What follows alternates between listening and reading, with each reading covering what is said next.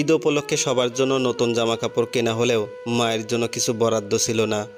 Minute পাঁচেক আগে ঈদের কেনাকাটা করে বাড়ি ফিরেছে আব্বা। একাই সারাদিন ঘুরে ঘুরে সব কিছু কিনে এনেছে। বাড়ি ফিরেই সবাইকে নিয়ে বসেছেন। যার যার বরাদ্দ জিনিস তার হাতে তুলে দিচ্ছে। মা শুধু দূরে দাঁড়িয়ে সব কিছু দেখছে। দাদি আব্বার পাশে বসে আছে। দাদির পাশে ছোট ফুপু। একটু দূরে আমি বসে আছি। মা আমাদের থেকে বেশ দূরে দাঁড়িয়ে ফল কাটছে আর সব কিছু দেখছে। মায়ের মুখটা কেমন মলিন হয়ে আছে। আব্বা ঈদ উপলক্ষে একদিনই সবার জন্য কাপড় চোপড় কেনেন, তাই এখানে মায়ের জন্য কিছু না থাকলে এই ঈদে মা কিছুই পাবে না। আব্বা দাদির হাতে 5টা ব্যাগ তুলে দিতে দিতে বললেন, আম্মা, এখানে মিলিদের সবার কাপড় চোপড় আছে, আপনার কাছে রেখে দিন। মিলি আসলে দিয়ে দিবেন, আর না আসতে পারলে বাদশা গিয়ে দিয়ে আসবে। ঈদের আগে আমার আর সময় হবে না। দাদি সযত্নে প্যাকেটগুলো নিজের কাছে নিয়ে রাখলেন। মিলি আমার বড় ফুপুর নাম। প্রতি বছর ঈদে আব্বা ওদের জন্য কাপড় চোপড় নানা উপহার পাঠায়, কখনো কৃপণতা করে না। পাশে যদি ফুপুকে কারো কাছ থেকে কথা শুনতে হয়, বড় ফুপুর জন্য বরাদ্দ জিনিসগুলো দাদিকে বুঝিয়ে দিয়ে ছোট ফুপুর জন্য কেনা শাড়িটা বের করলেন। খুব সুন্দর জামদানি শাড়ি। ছোট, তুই বলেছিলি না যে তোর জামদানি খুব শখ? এইবার ঈদে তুই জামদানি শাড়ি পরে ঘুরে বেড়াবি। একদম পরীর মতো লাগবে আমার ছোট বোনটাকে। ছোট ফুপু যে খুব খুশি হলেন তা তার মুখ দেখে বেশ বোঝা গেল। এমনিতে শাড়িটা বেশ সুন্দর, যে কেউ এমন উপহার পেলে খুশি হবে। এখন আব্বার কাছে মাত্র 2টা ব্যাগ পড়ে আছে। দাদি উৎসুক গলায় বলল, বাবা, আমার জন্য কিছু আনলি না? প্রতি উত্তরে আব্বা মুচকি হেসে দাদির দিকে একটা শপিং ব্যাগ এগিয়ে দিলেন। এটা আপনার জন্য এনেছি আম্মা, এর ভিতর সাবান আর সুগন্ধি তেল সব আছে। দাদি ব্যাগটা হাতে নিয়ে সব কিছু বের করে দেখতে লাগলেন। তেল, সাবান, শাড়ি সব কিছু একদম ঠিকঠাক আছে। খুশি হয়ে হাসতে লাগলেন। অবশিষ্ট ব্যাগটা আব্বা আমার দিকে বাড়িয়ে দিয়ে বললেন, এই নে তোর শার্ট, নীল রঙের এনেছি। শার্টটা হাতে নিতে নিতে বললাম, আব্বা, মায়ের জন্য কিছু আনেননি? সবাইকে তো দিলেন, কিন্তু মা তো বাদ পড়ে গেল। আব্বা কিছু বললেন না, কিন্তু দাদি কর্কশ গলায় বলল, তোর মায়ের কত কাপড় লাগে, আলমারি ভরা শাড়ি কাপড়, সেখানে থেকে কিছু একটা পরবে ঈদের দিন। হ্যাঁ দাদি, আমার মায়ের কিছু লাগে না, মায়ের সব কিছু থাকে। আপনার আর আপনার মেয়েদের প্রতি বছর নতুন নতুন কাপড় লাগে। আহা বাদশা, দাদির সাথে ঠিকভাবে কথা বলো। উনি তোমার বয়সে বড়, বড়দের কী করে সম্মান করতে হয় জানো না? আব্বার কথায় মেজাজটা বিগড়ে গেল। রাগী গলায় বললাম, বড়রা সম্মান ধরে রাখতে না জানলে তাকে সম্মান করা যায় না। দাদি হয়তো ভুলে গেছেন, সে যেমন আপনার মা, আপনার কাছে তার মূল্য যেমন, তেমনি আমার মাও আমার কাছে তেমন। আপনি যেমন দাদিকে কেউ কিছু বললে মানতে পারেন না, তেমনি আমার মাকে কেউ বাজে কথা বললে আমার সহ্য হয় না। ছোট ফুপু ব্যঙ্গ করে বললেন, তা বাদশা, তুই না হয় তোর মাকে ঈদের কাপড় কিনে দে, তোর যখন এত দরদ মায়ের জন্য। মা এত সময় কোনো কথা বলেনি, চুপচাপ নিজের কাজ করে যাচ্ছিল। ফুপুর কথায় মুখ খুললেন, বনু, বাদশা কতটুকু ছিলে যে আমাকে কাপড় কিনে দিবে? ও কি নিজে রোজগার করে নাকি? বড় হলে নিশ্চয়ই দিবে, ভাবে কিছু মনে করো না। যে ছেলে বড় হয়নি তার মুখে এত বড় বড় কথা মানায় না। বাবা ছোট ফুপুর দিকে রাগী চোখে তাকালো। ছোট ফুপু নিজের ঘরে চলে গেলেন। দাদি হয়তো কিছু বলতে চাইলেন, তবে তার আগে আব্বা সেখান থেকে চলে গেল। আসরের আজান দিয়েছে বেশ অনেক সময়, জামাত শুরু হয়ে যাবে। আব্বা বেশিরভাগ সময় জামাতে নামাজ পড়ার চেষ্টা করে। দাদি কিছু না বলে সবগুলো শপিং ব্যাগ হাতে নিয়ে নিজের ঘরের দিকে হাঁটলেন। আব্বা, দাদি বা ফুপুদেরকে কাপড় কিনে দেন, এই নিয়ে আমার কোনো সমস্যা না, কিন্তু বড় ফুপুর শ্বশুর শাশুড়ির জন্য কেন কাপড় কিনতে হয় বুঝি না। আব্বা চাইলে মায়ের জন্য কম দামি একটা শাড়ি আনতে পারতেন, তাতেও মা খুব খুশি হতো। ছোট থেকে দেখে আসছি মায়ের কোনো বিলাসিতা নেই। আব্বা যে কাপড় পছন্দ করে আনতো, মা খুশি মনে সেসব পরে দিন কাটিয়ে দিত। দাদি ফুপুদের কিছু দেওয়া নিয়ে কখনো মায়ের অভিযোগ দেখতে পাইনি। মা বরাবরই আব্বাকে সাপোর্ট করতেন। মায়ের এই ভালো মানুষের সুযোগ নিয়েই হয়তো মাকে ঠকানো হচ্ছে আজকাল। একটা দীর্ঘশ্বাস ফেলে নিজের ঘরে চলে গেলাম। অনেকক্ষণ ধরে বিছানায় শুয়ে এপাশ ওপাশ করছি। মাগরিবের আজান দিতে 20 মিনিটের মতো বাকি তখন। প্রতিদিন মসজিদে গিয়ে ইফতার করি আমি, কিন্তু আজ ইচ্ছে করছে না। বাড়ির ইফতারের সব কিছু গোছানো হয়েছে, কিন্তু দেখতে রান্নাঘরে গেলাম। মা তখন ডাল ধুয়ে একটা বাটিতে রাখছেন। ও মা, ডাল দিয়ে কী করবে এখন? এই তো পেঁয়াজু বানাবো। মসজিদে যাবি না? না, আজ যেতে ইচ্ছে করছে না। এখন ডাল বেটে কখন পেঁয়াজু বানাবে তুমি? বেশি সময় নেই আজান দিতে। আরে হয়ে যাবে, তুই অজু করে আয়, ইচ্ছে না করলে মসজিদে যেতে হবে না। মায়ের কথার উত্তর না দিয়ে রান্নাঘর থেকে বেরিয়ে এলাম। বাড়ির সামনে ভাজা পোড়ার দোকান। পকেটে হাত দিয়ে দেখি 80 টাকা আছে। 40 টাকার পেঁয়াজু কিনে বাড়িতে ফিরে এলাম। মা, এই নাও পেঁয়াজু, ডাল রেখে দাও, আর হাত মুখ ধুয়ে এসো। এসব কিনতে গেলি কেন শুধু শুধু? আমার তো হয়েই এসেছিল প্রায়। আমি রাগে চোখে মায়ের দিকে তাকালাম। মা কিছু না বলে পেঁয়াজুর প্যাকেটটা নিয়ে প্লেটে সাজাতে লাগলো। দাদি তখন বিছানায় শুয়ে আছে। ফুপুকেও আশেপাশে দেখতে পাচ্ছি না। রান্নাঘর থেকে বেরিয়ে এলাম। ফুপু টেবিলে বসে শরবত বানাচ্ছে। কখন আসলো কে জানে। যাওয়ার সময় তো দেখলাম না।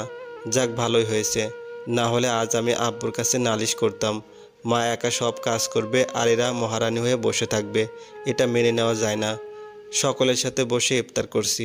শুধু আব্বা মসজিদে গেছে। পেঁয়াজুতে কামড় বসাতে বসাতে একটা বুদ্ধি মাথায় এলো। আচ্ছা, যদি আমি এসবের দোকান দিই তাহলে কেমন হয়? বেশি লাভ করব না, অল্প লাভে সব কিছু বিক্রি করব, আর লাভের টাকা জমিয়ে ঈদে মাকে একটা সুন্দর শাড়ি কিনে দেব। বুদ্ধিটা মাথায় আসতে চোখ দুইটা জল জল করে উঠল। কিন্তু আমি তো এসব কিছু বানাতে পারি না। তাছাড়া ব্যবসা করতে গেলে পুঁজি লাগে। তারপর ভাজার জন্য কড়াই, কত রকমের জিনিসপত্র লাগে, সেসব কোথায় পাবো? চোখের মাঝে জ্বলে ওঠা স্বপ্নটা মুহূর্তে নিভে গেল। সেই সাথে মনটাও খারাপ হয়ে গেল। মন খারাপ নিয়ে ইফতার শেষ করলাম। মাগরিবের নামাজ শেষ করে পড়তে বসলাম। মন কিছুটা হালকা হয়েছে। আল্লাহর কাছে বলেছি একটা উপায় বের করে দিতে। আল্লাহ চাইলে সব কিছু সম্ভব। বইখানা সামনে নিয়ে বসে আছি, কিন্তু পড়ায় মন বসছে না। খাতা বের করে অঙ্ক করতে আরম্ভ করলাম, যদি একটু মন বসাতে পারি। দুইটা অঙ্ক শেষ করতে পারিনি, বাড়িতে কিসের চিৎকার চেঁচামেচি শুরু হলো। বই খাতা বন্ধ করে সেদিকে হাঁটা দিলাম। কি জানি কি হলো আবার। আব্বা গম্ভীর হয়ে বসে আছে। ফুপুর হাতে আজকের নতুন শাড়িটা। ফুপু চোখের পানি নাকের পানি এক করে ফেলেছে। দাদি আল্লাহ গো বলে বিলাপ করছে। মা একটু দূরে মুখ কালো করে দাঁড়িয়ে আছে। কয়েক মুহূর্ত কিছু বুঝতে পারলাম না। কি রে ছোট, কি হয়েছে? কাঁদিস কেন তুই? আব্বার প্রশ্নে বুঝতে পারলাম কাহিনী এখনো শুরু হয়নি। ঠিক সময়ে এসেছি আমি। ফুপু কাঁদতে কাঁদতে বলল, দেখো ভাইয়া, আমার শাড়িটা ছিঁড়ে গেছে। আমি বিকালে একটু দেখেছিলাম, একদম ভালো শাড়ি, আলমারিতে তুলে রেখেছি। এখন বের করে দেখি এতটা ছিঁড়ে গেছে। শাড়ি তো ছেঁড়া থাকার কথা না। আমি নিজে হাতে নিয়ে দেখে ভালো শাড়ি এনেছি। তাহলে হয়তো কেউ শাড়িটা ছিঁড়ে ফেলেছে। কত মানুষেরই তো আমার সুখ সহ্য হয় না। বেশ বুঝতে পারলাম ফুপু আমাকে বা মাকে উদ্দেশ্য করে কথাটা বলছে, কিন্তু আমি এ কাজ করিনি। মা এমনটা করবে আমি দেখলেও বিশ্বাস করব না। মায়ের কখনো এমন মানসিকতা ছিল না। কে তোর শাড়ি ছিঁড়বে? আচ্ছা দেখি শাড়িটা কেমন ছিঁড়ে গেছে। ফুপু আব্বার হাতে শাড়িটা দিলেন। আব্বা বেশ গভীরভাবে শাড়িটা পরীক্ষা করছে। শাড়ি দেখা শেষ করে গম্ভীর কণ্ঠে বলল, কি করে ছিঁড়ল কে জানে, ভালো শাড়ি দেখেই তো আনলাম। আরে বাবা, কেউ ছিঁড়ে ফেলেছে। কত মানুষ আছে বাড়িতে, তাদের আমার মেয়ের সুখ সহ্য হয় না। কি বলতে চাও তুমি? কে করবে এমন কাজ? ভাইয়া, এ নিশ্চয়ই ভাবি বা বাদশার কাজ। ওরা ছাড়া আর কে শাড়ি ছিঁড়তে আসবে? ফুপুর কথায় আমি হতভম্ব হয়ে গেছি। মা দূরে দাঁড়িয়ে চুপচাপ সব কিছু শুনছে, হয়তো চোখের কোণে অশ্রুকণা জমেছে। আব্বা কিছু বলছে না, গম্ভীর হয়ে দাঁড়িয়ে আছে। বাবা, তুই এর বিচার কর। মেয়েটার নতুন শাড়িটা কে এমন করলো? আল্লাহ গো। আম্মা, ছোট শাড়ি কে ছিঁড়েছে তা দেখিনি আমি, না দেখে কিছু বলতে পারবো না। আপাতত এসব বাদ দেন, সকালে দেখা যাবে। কথাগুলো বলে আব্বা হনহন করে নিজের রুমে চলে গেলেন। ফুপু তখনও দাঁড়িয়ে দাঁড়িয়ে কাঁদছে। দাদি বিলাপ করতে করতে ঘরে চলে গেলেন। আমিও নিজের ঘরে এসে দরজা বন্ধ করে দিলাম। এসব অশান্তি একদম ভালো লাগে না আমার। নতুন করে এ কেমন ঝামেলা শুরু হলো আল্লাহ জানে। মা কখনো এমন কাজ করবেন না, এতটুকু আমি নিশ্চিত। তাহলে শাড়িটা ছিঁড়ল কে? রাতে খাওয়া শেষ করে বিছানায় আসলাম মাত্র, কিন্তু ঘুম আসছে না। খাওয়ার সময় কেউ কোনো কথা বলেনি। ব্যাপারটা বেশ অদ্ভুত লেগেছে। এক হাত দিয়ে কপাল চেপে ধরলাম। এই শাড়ির চিন্তা করে আমার কোনো লাভ নেই। আমাকে যেভাবেই হোক মায়ের জন্য ঈদের উপহার কিনতে হবে। খুব সুন্দর দেখতে একটা শাড়ি কিনে দেব, আর একটা মেহেদি। মা মেহেদি লাগাতে খুব পছন্দ করে, কিন্তু টাকা কোথায় পাবো? বাড়ি থেকে হাত খরচের জন্য খুব বেশি টাকা দেয় না। কোনো টাকা জমানোও নেই আমার কাছে। আর আব্বুর কাছে টাকা চাওয়ার কোনো মানে হয় না। আমি নিজের রোজগারের টাকায় মাকে উপহার দেব। নানান কথা ভাবতে ভাবতে কখন যে ঘুমিয়ে গেছি নিজেও জানি না। মায়ের ডাকে ঘুম ভেঙে দেখি সেহরির সময় হয়ে গেছে। তড়িঘড়ি করে উঠে গেলাম, হাত মুখ ধুয়ে খেতে বসলাম। সবাই একসাথে বসে খাচ্ছে। বাবা মেয়েটার শাড়ির ব্যাপারে কিছু বললে না তো? সকাল পর্যন্ত বেঁচে থাকলে কাল সকালে দেখব, আপাতত খাওয়া শেষ করি। দাদি কিছু বললেন না। ফুপুও চুপচাপ খাচ্ছে। মা কার কি লাগবে না লাগবে সেদিকে খেয়াল রাখছে। আমি মায়ের পাশে বসে খাচ্ছি। মা সব কিছু টেবিলে রাখা আছে, কারো কিছু দরকার হলে সে নিজেই নিতে পারবে। তুমি খাওয়া শেষ করো তো। মা মুচকি হাসলেন। হয়তো তার ছেলে বড় হয়ে গেছে এই আনন্দে। আজকাল ফজরের নামাজ পড়ে আমাদের বাড়িটা কেমন নিস্তব্ধ হয়ে যায়। সবাই ঘুমিয়ে থাকে, শুধু আমি কাঁধে ব্যাগ ঝুলিয়ে স্যারের বাড়িতে যাই। স্যারের কাছে পড়বো বলে কয়েকজন মিলে ব্যাচ করে নিয়েছি। ব্যাচে পড়লে কম টাকা লাগে। রোজকার মতো আজও সাইকেল নিয়ে রাস্তায় বেরিয়ে পড়েছি। হেঁটে গেলে আমাদের বাড়ি থেকে স্যারের বাড়ি যেতে ঘন্টাখানেক সময় লাগে। সাইকেল আছে বলে যাতায়াতে তেমন সমস্যা হয় না আমার। স্যারের বাড়িতে গিয়ে দেখলাম কেউ এসে পৌঁছায়নি। অজ্ঞাত একা একা বসে রইলাম। সকলের জন্য অপেক্ষা করা ছাড়া অন্য কোনো উপায় নেই আমার। সবাই না আসলে স্যার পড়ানো শুরু করে না। সহপাঠীদের বাড়ি স্যারের বাড়ি আশেপাশেই, তবুও তারা প্রতিদিন দেরি করে আসে। কথাই বলে না, স্টেশনের কাছের লোকরা ট্রেন ফেল করে, অনেকটা তেমন। আমরা যেখানে পড়ি তার পাশে কিছু জিনিসপত্র সাজিয়ে রাখা, এগুলো আগে পরে চোখে পড়েনি, আজই প্রথম দেখলাম। মিনিট পাঁচেক পর একটা লোক এসে জিনিসগুলো ব্যাগে ভরতে লাগলেন।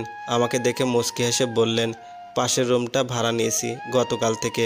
এসব আমার জিনিসপত্র, কাল রাতে এসেছি। সব কিছু গুছিয়ে উঠতে পারিনি বলে এখানে রেখেছিলাম। তোমার কোনো অসুবিধা হবে না তো? না, আমার কোনো অসুবিধা নেই। তা বাবা, তোমাকে তো কাল রাতে দেখলাম না, কোথায় ছিলে? রাতে এখানে দেখা পাবেন না আমার, আমি এখানে থাকি না, স্যারের কাছে পড়তে এসেছি। রোজ সকালবেলা আসি, ঘন্টা দুয়েক পরে বাড়িতে ফিরে যাই। তা বেশ, তা বেশ। তা বাবা, একটা কথা বলবো তোমাকে? জি বলুন। তোমার জানাশোনা এমন লোক আছে যে এই আশেপাশের 4-5 এলাকা খুব ভালো করে চেনে জানে? তা আছে কয়েকজন। আপনার কি দরকার লাগবে এমন মানুষ? আসলে আমার একটা ব্যবসা আছে, সেসব খাবার ডেলিভারির জন্য লোক লাগবে। যেহেতু খাবারের ব্যাপার, তাই চেনা জানা লোক থাকবে। কিসের ব্যবসা আপনার? আর খাবারের ব্যবসা বলে চেনা জানা লোক কেন লাগবে? বেশ প্রশ্ন করো তো তুমি, জানার আগ্রহ আছে। ওই নিজে রান্না করে লোকের বাড়িতে খাবার পৌঁছে দেই। রান্না করা খাবার কি বেশি সময় ভালো থাকে বলো? সকালে রান্না করলে রাত হতে হতে বাসি হয়ে যায়, তাই একটু তাড়াতাড়ি করেই সবার কাছে পৌঁছে দিতে হয়। আজকাল একা পেরে উঠছি না, তাছাড়া এলাকায় নতুন, সব কিছু চিনিও না। তাই তোমাকে বললাম, এলাকা চেনা থাকলে দ্রুত যাওয়া যায়, না হলে ঠিকানা খুঁজতে খুঁজতে দিন শেষ। কয়েক মুহূর্তের জন্য চোখ দুটো জল জল করে উঠলো আমার। এই কাজটা করলেই তো টাকার ব্যবস্থা হয়ে যায়। এখানে কিছু একটা ব্যবস্থা করতে হবে আমার। আপনার হয়ে কাজ করলে কত টাকা বেতন দিবেন? সঠিকভাবে একটা ডেলিভারি দিতে পারলে 30 টাকা। আছে নাকি এমন লোক? পারিশ্রমিকের পরিমাণ শুনে মনটা একটু খারাপ হয়ে গেল, তবে কাজটা হাতছাড়া করতে চাই না। আমি পড়াশোনা বাদ দিয়ে এসব কাজ করে বেড়াচ্ছি জানলে মা বাবা কেউই আমাকে আস্ত রাখবে না। দিনে কয়টা ডেলিভারি দিতে হয় কাকা? এই 2-4টা। হিসাব করে দেখলাম একদিনে 2টা ডেলিভারি দিতে পারলে মোট 60 টাকা পাবো। ঈদের এখনও 15 দিন বাকি, তাহলে মাস শেষে দাঁড়ালো 900 টাকা। টাকার পরিমাণ খুব বেশি না হলেও এটা দিয়ে একটা শাড়ি কেনা যাবে, আর শাড়ি কিনতে না পারলে একটা 3 পিস কিনে দেব। আর কিছু চিন্তা করলাম না, বলেই দিলাম কাজটা আমি করতে চাই। তা বাবা, এলাকাটা তোমার কেমন চেনা? হাতের তালুর মতো। এই তো সাবাস, তাহলে আজ থেকে কাজে লেগে পড়ো। 2টা কেক ডেলিভারি দিতে হবে, আমি ঠিকানা দিয়ে দিচ্ছি। আমি কিছু বলবো তার আগে স্যার চলে এলো। পড়া শেষ করে ওনার সাথে দেখা করব এটা বলে ওনাকে আশ্বস্ত করলাম।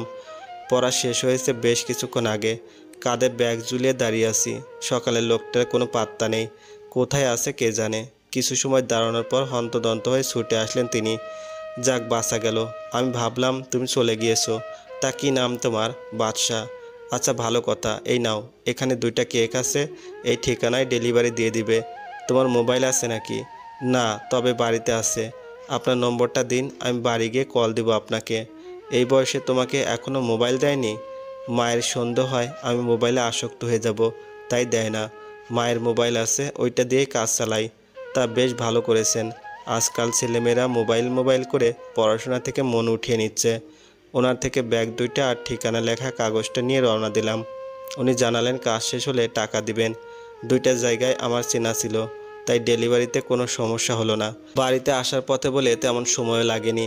কাজ শেষ করে আস্তে আস্তে সাইকেল চালাচ্ছি। বাড়িতে ফেরার তেমন তাড়া নেই। কেমন নাটকীয়ভাবে কাজটা পেয়ে গেলাম আমি। এখনও মনে হচ্ছে স্বপ্ন দেখছি। কখনো ভাবিনি ডেলিভারি ম্যানের কাজ করব। কোনো কাজকে আমি ছোট বলে মনে করি না। সৎভাবে সামান্য কিছু ইনকাম করাও সম্মানের। কত লোক অল্প কিছু টাকা রোজগারের আশায় সারাদিন কাজ করে। সত্যি আমাদের কাছে যা তুচ্ছ কোনো মানুষের কাছে হয়তো সেটাই স্বপ্ন। বাড়িতে ফিরে দেখলাম ফুপু আর দাদি সোফায় বসে আছে, বাবা ওদের সামনে একটা চেয়ারে। মাকে আশেপাশে কোথাও দেখতে পারলাম না। আচ্ছা ছোট, তুই কখন দেখলি শাড়ি ছিঁড়ে গেছে? যখন তোমাদের কাছে নিয়ে এসেছিলাম তখন দেখেই দৌড়ে এসেছি। শাড়ি কোথায় রেখেছিলে? বিছানার পাশে। দাদির চেহারা দেখে বোঝা যাচ্ছে উনি প্রচণ্ড বিরক্ত। এসব প্রশ্ন উত্তর ওনার ভালো লাগছে না। বিরক্ত গলায় বললেন, মেয়েটাকে এভাবে প্রশ্ন না করে তোর বউকে কয়েক গা লাগিয়ে দিলেই সব কথা বের হয়ে যায়। যদি সত্যি বাদশার মা কিছু করে তাহলে নিশ্চয়ই আপনার মনের ইচ্ছা পূরণ করবো আম্মা। তবে আপনার মেয়ের যেন আপনার মতো শাশুড়ি না হয়। দাদি কেমন যেন চুপসে গেলেন। দরজার কাছে একটা বাচ্চা মেয়ের গলা শোনা যাচ্ছে। আমার নাম ধরে ডাকতে ডাকতে বাড়ির ভিতর আসছে। মেয়েটা পাশের বাড়ির তিন্নি। সবে 6 বছর বয়স ওর। আমার সাথে খুব ভাব। আমি বাড়ি থাকলে প্রায় আসে। এছাড়া বাড়ির সবাই ওকে খুব ভালোবাসে। কি সুন্দর পাকা পাকা কথা বলে, একদম খই ফোটে ওর মুখে। তিনি বাড়িতে এসে প্রথমে আমাকে জড়িয়ে ধরলো, তারপর ফুপুর দিকে তাকিয়ে বলল, ফুপি তোমার শাড়ি সেলাই করেছো? ফুপি ওর কথায় চমকে উঠল, ভীতু দৃষ্টিতে তাকিয়ে বলল, কোন শাড়ি? তিনি দৌড়ে গিয়ে ফুপির কোলের উপর রাখা শাড়িটা হাতে নিয়ে বলল, আরে এইটা, কাল বিকালে আমাদের বাড়ির শাড়ি পরে গেছিলে না তুমি? বললে যে তোমার ঈদের জামদানি। তখনই তো ঘরের লোহায় বেঁধে শাড়ি ছিঁড়ে গেল। ফুপুর চোখে মুখে ভয় ছেয়ে গেছে। দাদিও হতবাক হয়ে তাকিয়ে আছেন। তিনি নিজের মতো করে কথা বলে যাচ্ছে। আমার দিকে তাকিয়ে হাসতে হাসতে বলল, জানো ভাইয়া, শাড়ি ছিঁড়ে গেলে ফুপি কাঁদছিল, একদম আমার মতো করে। শাড়ির ব্যাপারটা একদম পরিষ্কার হয়ে গেছে তিন্নির কথায়। বাবা ফুপিকে সজোরে একটা থাপ্পড় মারলেন। ফুপু কিছুটা পিছিয়ে গেল। তারপর কড়া গলায় বললেন, নিজের দোষ অন্যের উপর চাপাতে লজ্জা করে না তোর? শাড়িটা তুই ছিঁড়েছিস যখন, তাহলে কেন অন্যদের উপর দোষ চাপাতে চাস? কিছু না বলে গালে হাত দিয়ে কাঁদতে কাঁদতে ঘরে চলে গেল, সেই সাথে দাদিও। ভেবেছিলাম ঘটনা এই পর্যন্ত শেষ হয়ে যাবে, কিন্তু না। মাগরিবের আজান দিতে মিনিট 5 বাকি এমন সময় জানতে পারলাম তিন্নিকে কেউ খুন করেছে।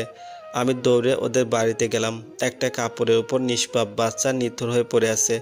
চোখে মুখে সারা শরীরে আঁচড়ের দাগ। হয়তো কেউ অনেক কষ্ট দিয়ে মেরেছে ওকে। কোনো কিছু ভালো লাগছে না। কী সব হচ্ছে কিছু বুঝতে পারছি না। এতটুকু একটা বাচ্চা মেয়েকে কে মারতে পারে? মেয়েটা বড্ড মিশুক, যে কোনো মানুষের সাথে খুব সহজে মিশে যেতে পারে। আশেপাশের সবাই ওকে খুব ভালোবাসে। আল্লাহ এই সব কিছু স্বপ্ন হোক, কারো ডাকে ঘুম ভেঙে যাক। চোখ মেলে দেখি সব কিছু মিথ্যে। তিন্নি একদম সুস্থ আছে, হেসে হেসে কথা বলছে আমার সাথে। নিজের হাতে কয়েকবার চিমটি কাটলাম। না, এ স্বপ্ন নয়, বাস্তব। খুব ভয়ানক বাস্তব। স্বপ্নের থেকে বাস্তব খুব বেশি কঠিন হয়। ঘুম ভেঙে গেলে দুঃস্বপ্ন হারিয়ে যায়, কিন্তু বাস্তবে দুঃসময় খুব ধীরে কাটে। তিন্নির বাবা একজন কৃষক। বাড়ি থেকে একটু দূরে তিনি বিঘের মতো জমি আছে। সেখানে সারা বছর নানা রকম ফসল ফলায়।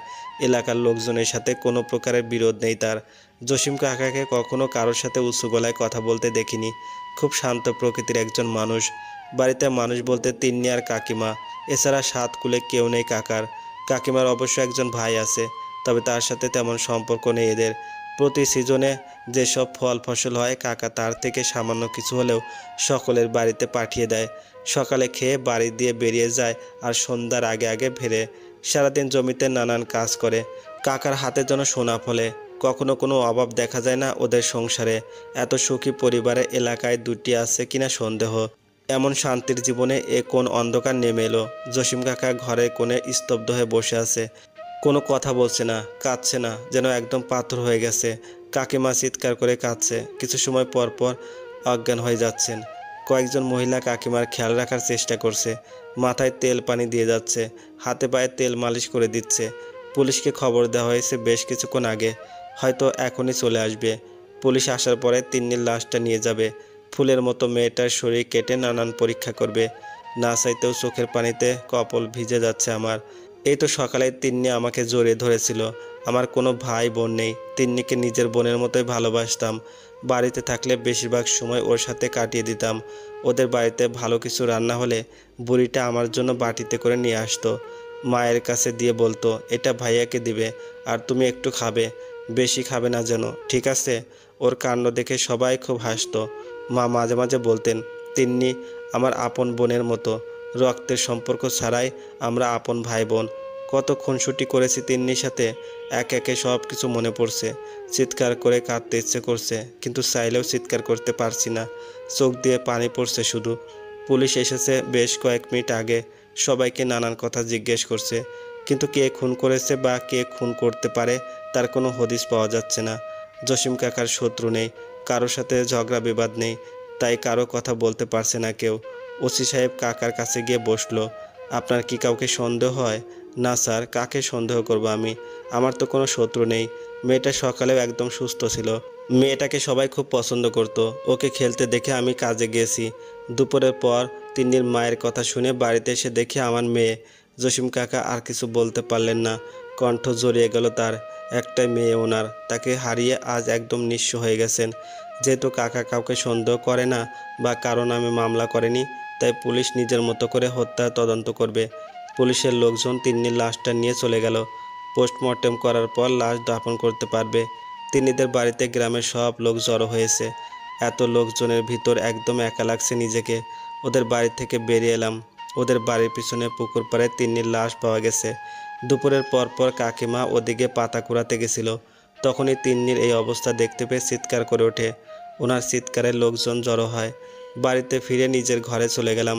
বিছানায় শুয়ে শুয়ে আকাশ পাতাল চিন্তা করছি। কান্নার কারণে মাথা যন্ত্রণা করছে খুব। এক হাত দিয়ে কপাল চেপে ধরে আছি, এতে কিছুটা ভালো লাগছে। ছোটবেলা থেকেও অনেক গোয়েন্দা কাহিনী পড়েছি, ইচ্ছে করছে নিজেই তিন্নির খুনিকে খুঁজে বের করে একই রকমভাবে মেরে ফেলি। কথাটা মাথায় আসতে বাড়ি দিয়ে বেরিয়ে পড়লাম। যদিও পুলিশ জায়গাটা খুব ভালো করে দেখেছে, কিন্তু তবুও আমি নিজে দেখতে চাই। লোকজনের ভিড়ে যতটা পারলাম একটা সূত্র খোঁজার চেষ্টা করলাম, কিন্তু কিছুই খুঁজে পেলাম না। পুকুরের ওদিকটায় ঝোপঝাড় পেরিয়ে একটু সামনে একটা খোলা মাঠের মতো, তবে বেশি জায়গা না। মাঠের ওপারে বড় রাস্তা দেখা যায়। হাঁটতে হাঁটতে মাঠে চলে এলাম। মাঠে নামার পথ বেশ ঢালু। এদিকে একটা বড় মেহগনি গাছ, বেশ পুরনো। গাছের গোড়ায় শেষ বিকালের রোদ এসে পড়েছে। ভালো করে খেয়াল করে দেখলাম কয়েকটা ভাঙ্গা কাছের ছুরি সূর্যের আলোয় জ্বল করছে। সেদিকে এগিয়ে গেলাম। ছুরিগুলো হয়তো আমি চিনি, দুপুরে ঘুমানোর আগে ফুপুর হাতে ঠিক এই রঙের ছুরি দেখেছিলাম, কিন্তু এখানে ফুপুর ছুরি আসবে কি করে? তাহলে কি ফুপু তিন্নিকে মেরে ফেলেছে? সারা শরীর দরদর করে ঘামছে, এক অজানা শিহরণ বয়ে চলেছে শিরায় শিরায়। দাদির মুখে শুনেছি ফুপু ছোটবেলা থেকে খুব জেদি আর বদরাগী ছিলেন।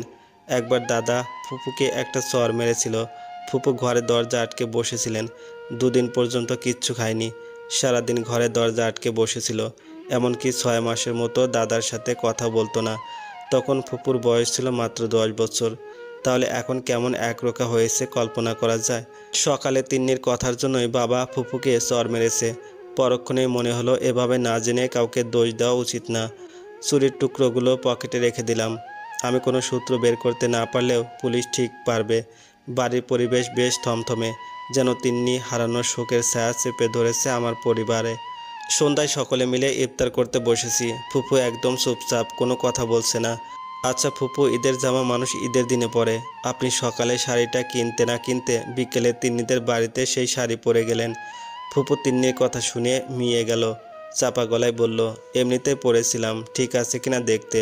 পরে ভাবলাম যাই গিয়ে তিন্নির মাকে দেখে আসি। তুমি হঠাৎ আমার কাছে এসব জানতে চাইছো কেন? কিছু না, এমনি হঠাৎ মনে পড়লো। ও। সবাই আবারও নীরবে খেতে লাগলেন। খাওয়া শেষ করে যে যার ঘরে চলে গেল। আমি নামাজ শেষ করে ফুপুর কাছে গেলাম। ফুপু তখন মোবাইলে কী সব করছে। আপনার সাথে একটু কথা ছিল ফুপু। তোর সাথে আমার কোনো কথা নেই, যদি কিছু বলার থাকে তাহলে মা ভাইকে বলবো, তোকে নয়। তিন্নির যেখানে খুন হয়েছে সেখানে আপনার এই চুড়িগুলো পাওয়া গেছে। পকেট থেকে চুড়ি কয়েকটা বের করে ফুপুর হাতে দিলাম। ফুপু সেগুলো হাতে নিয়ে কাঁপতে লাগলো। বাদশা, এতে রক্ত লাগানো কেন? জানিস না আমি রক্ত কতটা ভয় পাই? ফুপু চুড়িগুলো মেঝেতে ফেলে দিলেন। সত্যিই ফুপু রক্ত দেখতে পারে না। বাড়িতে হাঁস মুরগি জবাই করলে ফুপু তার ধারে কাছেও আসে না। তবে এক টুকরো চুড়িতে সামান্য একটু রক্ত দেখে এতটা ভয় পাওয়া অস্বাভাবিক লাগলো আমার কাছে। মেঝে থেকে চুড়িগুলো তুলে নিলাম, সযত্নে পকেটে রেখে ফুপুর রুম থেকে বেরিয়ে এলাম। কাজ বেড়েছে আমার। যেভাবেই হোক খুনিকে খুঁজে বের করতে হবে আমার। সেই সাথে মায়ের জন্য শাড়ি কিনতে হবে, না হলে ঈদে মায়ের কিছুই পাওয়া হবে না। সময় নষ্ট হয়ে যাচ্ছে। আমি বের হতেই ফুপু দরজা লাগিয়ে দিল। তারপর বন্ধ ঘরে কি করছে জানার উপায় নেই আমার। ফুপুর হাবভাবে মনে হচ্ছে ফুপু কিচ্ছু হলেও জানে, কিন্তু বলতে চাইছে না। মায়ের নম্বর নিয়ে সকালের ব্যবসায়ী কাকুকে কল দিলাম। দুবার রিং হওয়ার পর রিসিভ করলেন। কে বলছেন? আমি বাদশা, আপনি নম্বর চেয়েছিলেন তাই কল দিলাম। ও সকালে সেই ছেলেটা? জি। তা তোমাকে তো 2টা কাজ দিলাম। তোমার পারফরমেন্স খুব ভালো লেগেছে আমার। ওনারা 2জন বললেন খুব তাড়াতাড়ি খাবার পেয়ে গেছে। জি, ওনাদের বাসার ঠিকানা চেনা ছিল। তা বেশ, তাহলে কাল চলে এসো। কাল দেখা যাবে কয়টা খাবার ডেলিভারি থাকে।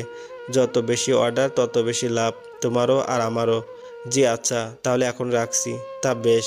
প্রচণ্ড ঘুম আসছে আমার। মোবাইল মায়ের ঘরে রেখে এসে শুয়ে পড়লাম। ঘড়িতে তাকিয়ে দেখি সবে 8টা বাজে। এত সকালে কখনো ঘুমাতে যাই না আমি। কারো কান্নার শব্দে ঘুম ভাঙলো আমার। ঘড়িতে তখন 2টা বাজে। ঘণ্টাখানেক পরে আবার সিওরির জন্য উঠতে হবে সবার। কান্নার শব্দ অনুসরণ করে এগিয়ে গেলাম। ফুপুর ঘর থেকে কান্নার শব্দ আসছে, কিন্তু এত রাতে ফুপু কাঁদতে যাবে কেন? চারপাশের পরিবেশ অদ্ভুত ধোঁয়াশে ভরে গেছে। দরজায় কড়া নাড়লাম। কোনো সমস্যা হতে পারে, না জেনে কোনো কিছু মনে করা উচিত হবে না। কড়া নাড়ার শব্দে কান্না থেমে গেল, কিন্তু কথা বলল না। আমিও আর দাঁড়িয়ে রইলাম না। প্রচণ্ড খিদে পেয়েছে। রাতে না খেয়ে ঘুমিয়ে গেছিলাম। ইফতারের সময়ও বেশি কিছু খাওয়া হয়নি। রান্নাঘরে গিয়ে নিজের মতো করে খাবার খেয়ে আবারও ঘুমাতে চলে গেলাম। সকালে পড়া আছে, তারপর আবার খাবার ডেলিভারি দিতে হবে। তাছাড়া তিন্নির ব্যাপারটাও আমি দেখব। হয়তো আমার বয়স কম, তবে ইচ্ছা শক্তি আর দৃঢ় প্রতিজ্ঞা থাকলে সব কিছু সম্ভব। আমার বন্ধু মানিকের বাবা একজন পুলিশ অফিসার। আমাদের থানায় ওনার পোস্টিং। দরকার হলে মানিকের সাথে কথা বলে ওনার কাছে সাহায্য চাইব। তবে যা আমার ছোট্ট বোনটাকে এমনভাবে হত্যা করতে পারে তার কোনো নিস্তার নেই। সেহরির সময় হয়ে গেছে। মা দরজায় কড়া নাড়ছে। বাদশা খেতে উঠবে না? সময় হয়ে গেল তো। এই ছেলেটাকে রোজ এইভাবে ডাকতে হয়। আমি একটু আগে খেয়েছি মা, তোমরা খেয়ে নাও। তুই না খাস? জসিম কাকাদের বাড়িতে খাবার দিয়ে আয়। এই অবস্থায় কি রান্না করছে না করছে আল্লাহ জানে। অগত্য বিছানা ছেড়ে উঠতে হলো। মা একটা ব্যাগে টিফিন বক্স সাজিয়ে দিয়েছে। সেগুলো নিয়ে তিন্নিদের বাড়ির দিকে হাঁটা শুরু করলাম। চারিপাশে একদম নিস্তব্ধ। ওদের বাড়ির কাছে আসতেই কান্নার আওয়াজ শোনা যাচ্ছে। এখনো বেশ কয়েকজন লোক রয়েছে, হয়তো ওদের অবস্থা বুঝে ওদের সাথে আছে। জসিম কাকা এখনও সেইভাবে বারান্দায় বসে আছে। কাছে গিয়ে সালাম দিলাম। আসসালামু আলাইকুম। ওয়ালাইকুম আসসালাম। বাবা, কিছু বলবে? আপনাদের জন্য খাবার নিয়ে এসেছি। সেহরিতে কিছু খেতে হবে তো নাকি? জানো বাবা, আমার সোনামা প্রতিদিন রোজা রাখার বায়না করতো। সেহরির সময় সবার আগে ঘুম দিয়ে উঠে যেত। একটা রোজাও রাখতে পারলো না আমার পাখিটা, উড়াল দিয়ে চলে গেল। বলার মতো কিছু খুঁজে পেলাম না। চুপচাপ দাঁড়িয়ে রইলাম। কাকাকে সান্ত্বনা দেওয়ার মতো ভাষা জানা নেই আমার। প্রথম রোজার দিন তিন্নি আমাকে জিজ্ঞেস করেছিল, রোজা আছো বাচ্চা ভাই? হেসে বলেছিলাম, আছি। তুই রোজা আছিস? হয়, এখনও আছি। তবে ছেলে বলেছে একদিনে 3টা রোজা থাকতে। তাহলে আমার 90টা রোজা হবে। তুমি একদিনে একটাই রোজা রাখো, তাই তো? তোমার মোটে 30টা। হি হি। মেয়েটা ছোট্ট ছোট্ট আঙ্গুল গুনছিল আর এসব বলছিল।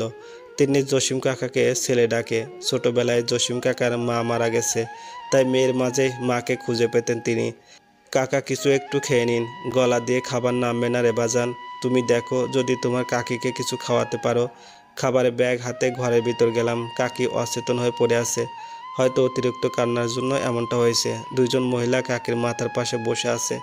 কাকিকে কয়েকবার ডাকলাম, কিন্তু উঠল না। বসে থাকা মহিলাদের ভিতর একজনের হাতে ব্যাগ দিয়ে বললাম, আপনারা খেয়ে নিন। কাকির জ্ঞান ফিরলে যদি পারেন কিছু খাইয়ে দিবেন। ঘর থেকে বেরিয়ে কাকার পাশে গিয়ে বসলাম। দেখে মনে হচ্ছে ওনার সব কিছু শেষ হয়ে গেছে। সাহস করে কাঁধে হাত রাখলাম। কাকা বাচ্চাদের মতো আমাকে জড়িয়ে ধরে কাঁদতে লাগলেন। বাবারে, কি আমার এমন সর্বনাশ করলো? আমি তো কারো ক্ষতি করি না, কারোর সাথে আমার বিবাদ নেই। আল্লাহ আমার কলিজাকে রেখে আমাকে কেন নিয়ে গেলেন না?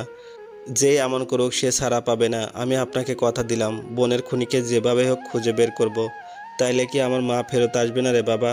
তা আসবে না, তবে যে এতটুকু বাচ্চার সাথে এমন করেছে তার বেঁচে থাকার কোনো অধিকার নেই। কাকা চুপ করে রইলেন। বাড়িতে ফিরে আসলাম। ফুপু মা সবাই টেবিলে বসে খাচ্ছে। ফুপুকে ভালো মতো লক্ষ্য করে দেখলাম ওনার চোখ মুখ ফোলা ফোলা, মলিন মুখে বসে খাবার খাচ্ছে। ঘড়িতে এখন সকাল 6টা। সাইকেল নিয়ে স্যারের বাড়ির দিকে যাচ্ছি, কিন্তু আজ শরীরে বল পাচ্ছি না। পড়া শেষ করে মানিকের সাথে কথা বলার ইচ্ছা ছিল। মানিকের বাবার সাথে দেখা করব বা ওনার নম্বরটা নিব, কিন্তু মানিক আজ আসেনি। বাড়িতে গিয়ে মানিককে কল দিতে হবে। পড়া শেষে ব্যবসায়ী কাকার কাছে গেলাম। আমাকে দেখে উনি হাসতে শুরু করলেন। তুমি তো ফাটিয়ে দিয়েছো। আপনার কথায় অর্থ ঠিক বুঝতে পারছি না, একটু খোলাসা করে বলেন। আগের দিনের কাস্টমার দুজন আবার অর্ডার দিয়েছে আজ। তোমার ব্যবহারে তারা বেশ খুশি। আচ্ছা, তাহলে আজ কোথায় কোথায় যেতে হবে? আজ সকালে কোথাও যেতে হবে না, তুমি দুপুরের পর পর চলে এসো। রোজা রেখে দুপুরের পর। আচ্ছা, সময় মতো চলে আসবো। উনি পকেটে থেকে 20 টাকার 3টা নোট বের করে আমার হাতে দিলেন। তারপর হনহন করে নিজের কাজে চলে গেলেন। জীবনের প্রথম রোজগারের কী অদ্ভুত অনুভূতি বলে বোঝাতে পারবো না। বাড়ি ফেরার পথে একটা মাটির ব্যাংক কিনলাম। 30 টাকা নিয়েছে। বাকি 30 টাকা ব্যাংকের ভিতর ফেলে দিলাম। টেবিলের নিচে যত্ন সহকারে ব্যাংকটা রেখে দিলাম। তিন্নির লাশ বিকালের দিকে বাড়িতে নিয়ে আসবে এমন সুন্দর একটা ফুলকে কেউ খুব বাজেভাবে দুমড়ে মুচড়ে দিয়েছে, এখন আবার কুচি কুচি করে দিয়েছে। দুপুরের পর মা আর দাদি তিন্নিদের বাড়িতে গেলেন। বাড়িতে ফুপি একা। সুযোগ বুঝে ফুপুর ঘরের দিকে চলে গেলাম। ফুপু তখন খাটে বসে চুলে তেল দিচ্ছে। তোমার সাথে একটু কথা ছিল ফুপু। কি কথা বলতে এসেছিস? যা বলার তাড়াতাড়ি বল। তিন্নিকে কে মেরেছে? আমি জানি না। তুমি সব কিছু না জানলেও কিছুটা জানো। দয়া করে এভাবে লুকিয়ে রেখো না। তুমি কি চাও না ওর খুনি শাস্তি পাক? ফুপু চুপচাপ বসে আছে। ফ্যান চলছে, তবুও কপালে বিন্দু বিন্দু ঘাম জমতে শুরু করেছে। উত্তর না পেয়ে আবারও বলে উঠলাম, ফুপু, তুমি যদি খুন না করে থাকো তাহলে আজ বা কাল ঠিকই শাস্তি পাবে। তাছাড়া পুলিশ নিজের দায়িত্বে নিয়ে বিষয়টা দেখছে। বিশ্বাস কর বাদশা, আমি কাউকে খুন করিনি। এত ক্ষমতা আমার হবে না। তুই এখন আসতে পারিস। মনে হচ্ছে তুমি কিছু লুকিয়ে যাচ্ছ আমার থেকে। সারাক্ষণ গোয়েন্দা গল্প পড়ে তোর স্বভাবও ওদের মতো হয়ে গেছে। অহেতুক প্রশ্ন করছিস। তাহলে তোমার চুরি ওখানে কি করে গেল? এটা আমার চুরি না। ফুপু, তুমি হয়তো ভুলে গেছো আমার স্কুলের সামনে থেকে এই চুড়িগুলো কিনেছিলে। আমিও তখন তোমার সাথে ছিলাম। এক রঙের কি আর চুড়ি নেই নাকি? তা নিশ্চয়ই আছে। তবে তোমার কাছে যে চুড়িগুলো আছে সেগুলো গুনে দেখলে কয়েকটা কম পড়বে। তুই কি যাবি এখান থেকে? হ্যাঁ, আমি চলে যাচ্ছি। আজ বিকালে পুলিশরা আসলে ওদের চুড়িগুলো দিয়ে দিব। ফুপুর সাথে আর কথা বলালাম না। হয়তো এখন খাবার ডেলিভারি দিতে যেতে হবে। মায়ের মোবাইল দিয়ে ব্যবসায়ী কাকাকে কল দিলাম। আসসালামু আলাইকুম কাকা, আজ কি ডেলিভারি দিতে হবে না? ওয়ালাইকুম আসসালাম। না বাবা, আজ ডেলিভারি দিতে হবে না। আপনি না বললেন অনেকগুলো অর্ডার পেয়েছেন? হ্যাঁ, তা পেয়েছি, তবে কাল সকালের। আজকে যে অর্ডার ছিল তা বাতিল হয়ে গেছে। আচ্ছা ঠিক আছে। এই খাবার ডেলিভারি কাজ করে মায়ের জন্য শাড়ি কেনা প্রায় অসম্ভব দেখছি। এমন অনিশ্চয়তা নিয়ে কাজ করলে তো ঈদ চলে আসবে, কিন্তু টাকার ব্যবস্থা হবে না। টাকা রোজগার করা যতটা সহজ মনে করেছিলাম ততটাও সহজ নয়। বিকালের দিকে তিন্নির লাশ নিয়ে আসলো। ইফতারির পর জানাজা, তারপর কবর দেওয়া হবে।